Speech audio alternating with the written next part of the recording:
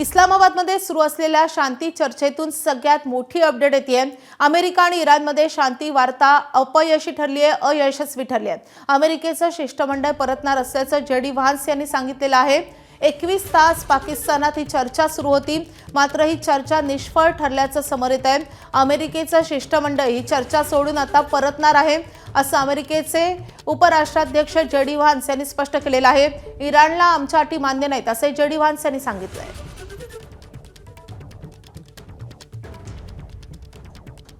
तर JD Vance यांनी नेमकं काय म्हटलेलं आहे आपण पाहूयात। We've been at it now for 21 hours, and we've had a number of substantive discussions with the Iranians. That's the good news. The bad news is that we have not reached an agreement, and I think that's bad news for Iran much more than it's bad news for the United States of America. So we go back to the United States having not come to an agreement. We've made very clear what our red lines are, what things we're willing to accommodate them on, and what things we're not willing to accommodate.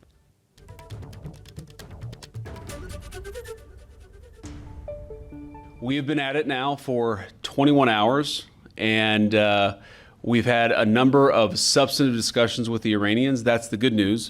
The bad news is that we have not reached an agreement, and I think that's bad news for Iran much more than it's bad news for the United States of America. So we go back to the United States having not come to an agreement. We've made very clear what our red lines are, what things we're willing to accommodate them on, and what things we're not willing to accommodate them on. And we've made that as clear as we possibly could, and they have chosen not to accept our terms.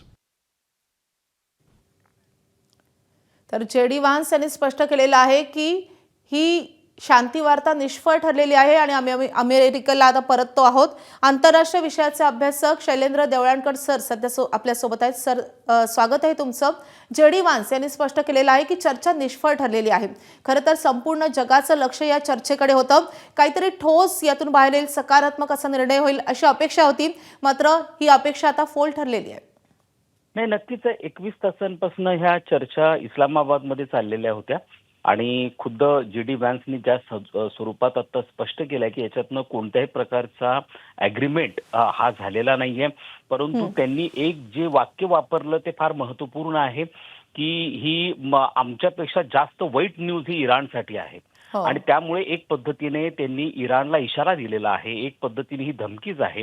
कालपासून Donald Trump सातत्याने म्हणतायत की तुम्ही जर ह्या talks मधनं काही outcome बाहेर नाही आला तर इराणला याहीपेक्षा भयानक अशा दिवसांचा सामना करावा लागू शकतो आणि आता तशाच पद्धतीची परिस्थिती निर्माण होण्याची शक्यता ही अजिबात नाकारता येत नाहीये।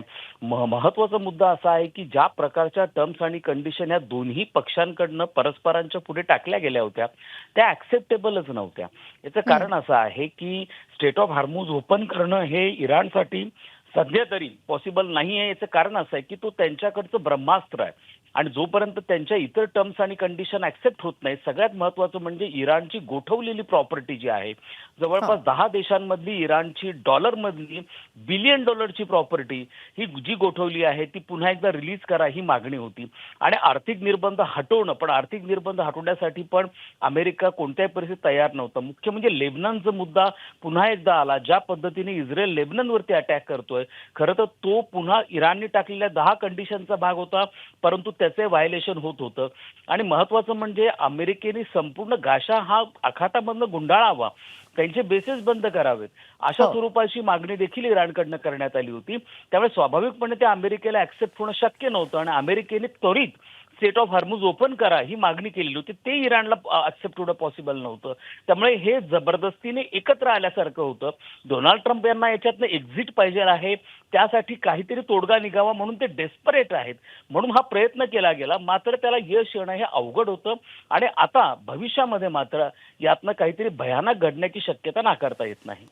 सर, तुम्ही म्हणता की भविष्यात काहीतरी भयानक घडू शकतं, मात्र अमेरिका त्यासाठी 15 दिवसांची वाट पाहिल का, की त्याही आधी अमेरिकेकडून भीषण हल्ले इराणवर सुरू होतील? हे बघा, अमेरिकेने ज्या मरीन फोर्सेस त्या ठिकाणी उतरवलेल्या आहेत, मरीन ही अमेरिकेची स्पेशलाइज्ड ब्रँच आहे जी ग्राउंड फोर्सेस संदर्भामध्ये ज्या वेळेला अशा स्वरूपाचे छोटे ऑपरेशन्स करायचे असतात त्यासाठी त्यांनी तिथं मरीन फोर्सेस आणि पॅराट्रुपर्स दोन्ही पण साधारणतः 3,500च्या घरात त्यांनी उतरवलेले आहेत. मात्र हो. ते अजूनही ॲक्शनसाठी रेडी नाही आहेत, कारण त्या संदर्भामधली जी प्रिपरेशन असते ती पाहिजे होती. आणि म्हणून काही अभ्यासक असाही दावा करत होते की डोनाल्ड ट्रम्प ह्या चर्चेचा दावा करत आहेत किंवा दिखावा करत आहेत, जेणेकरून इराणला चर्चेमध्ये गुंतवून ठेवून काही काळ गाफील ठेवायचं आणि त्या दरम्यानच्या काळामध्ये मरीन्स हे आपली ॲक्शन घेण्यासाठी पूर्णपणे तयार होतील आणि मग खर्क आयलंड टेक ओव्हर करणं असेल किंवा इराणमध्ये पूर्णपणे ग्राउंड फोर्सेस उतरवणं असेल, असा ऑप्शनचा विचार ते करू शकतात, अशाही पद्धतीचं मत काही अभ्यासकांकडनं व्यक्त केलं जात होतं. मला असं वाटतं की अजूनही त्यांच्याकडे थोडासा प्रयत्न करू शकतात, मात्र आता अमेरिका ग्राउंड ऑपरेशनकडे वळू शकतो किंवा त्याची शक्यता आता वाढलेली आहे. सर, एका बाजूला अमेरिकेनं अशा रीतीनं आक्रमक भूमिका ठेवणं किंवा ताठर भूमिका घेणं हे तर अपेक्षितच होतं, मात्र इराणची कुठेतरी पडती बाजू आहे, कारण त्यांना सगळ्यात जास्त धोका आहे. असं असताना इराण एक पाऊल मागे का जात नाहीये, हाही प्रश्न या निमित्तानं उपस्थित होतोय. हे आपण लक्षात ठेवणं गरजेचं आहे की इराणसाठी पण हा अस्तित्वाचा संघर्ष आहे. जसा हा इस्रायलसाठी अस्तित्वाचा संघर्ष आहे तसा इराणसाठी पण आहे. इराण आणि इस्रायल यांनी परस्परांना नष्ट करण्याचा विडा उचललेला आहे. दोघांना परस्परांपासून प्रचंड धोका आहे, दोघांकडे अण्वस्त्र आहेत आणि त्यामुळे हा मध्ये इराण कोणत्याही प्रकारचं कॉम्प्रोमाइज करेल असं नाहीये. इराणची तयारी ही गेल्या 2 ते 3 दशकांपासून सातत्याने चालू आहे, कारण त्यांना अशा प्रकारचा जॉईंट अटॅक होईल याची अपेक्षा होती. किंबहुना मागच्या वर्षी जेव्हा 12 दिवसाचा संघर्ष चालला त्यानंतर इराणने आपली तयारी वाढवली होती. इराणवरती गेल्या 10 वर्षांपासून आर्थिक निर्बंध असल्यामुळे त्यांनी त्या काळामध्ये याचे परिणाम काय होऊ शकतील किंवा अजून कोणतं स्फोटक रूप ही परिस्थिती घेऊ शकेल या अनुषंगाने तयारी व्यवस्थित केलेली होती. आता मुद्दा असा आहे की अनपेक्षितपणे इराणनी ज्या पद्धतीने गेल्या 30 दिवसांमध्ये या संपूर्ण संघर्षामध्ये आपलं एक वेगळं रूप जगाला दाखवलं आहे, ज्याच्या माध्यमातून स्टेट ऑफ हार्मुज बंद पाडणं असेल, दिओ गार्शियावरती 4,000 किलोमीटरचं बॅलिस्टिक मिसाईल डागणं असेल, अरब देशांमधले अमेरिकन बेसेस उद्ध्वस्त करणं असेल, ऑइल रिफायनरीजवरती अटॅक करणं असेल, या गोष्टी इराणकडनं अपेक्षित नव्हत्या. आणि ज्या पद्धतीने धक्का हा दिला गेलेला आहे यातनं असं दिसून येतं की इराण हा कन्सिलिटरी स्टँडमध्ये नाहीये, कन्सिलिटरी मूडमध्ये नाहीये, कॉम्प्रोमाइज करण्याच्या मूडमध्ये नाहीये. किंबहुना मी तर असं म्हणेल की इराणचा अप्पर हँड आहे या संपूर्ण संघर्षामध्ये आणि त्यामुळे इराण टर्म्स आणि कंडिशन डिक्टेट करतो आहे, ते डिमांड करतायत. काल स्पष्ट केलं त्यांच्या उपपरराष्ट्र मंत्र्यांनी की आम्ही काही कोणती मागणी करत नाही होतो, आम्ही या सगळ्या गोष्टी डिमांड करतो आहोत आणि तुम्हाला ती डिमांड पूर्ण करावी लागणार आहे. अशा स्वरूपाचं वक्तव्य जर एखाद्याकडे येत आहे त्यातनं कॉन्फिडन्स दिसून येतो की इराण जो आहे अजूनही मोठ्या संघर्षाच्या तयारीमध्ये आहे. ते असं म्हणतात की आम्ही फक्त ट्रेलर दाखवलंय, अजून पूर्ण चित्रपट बाकी आहे, आमच्याकडचे बॅलिस्टिक मिसाईल अजून इंटॅक्ट आहेत.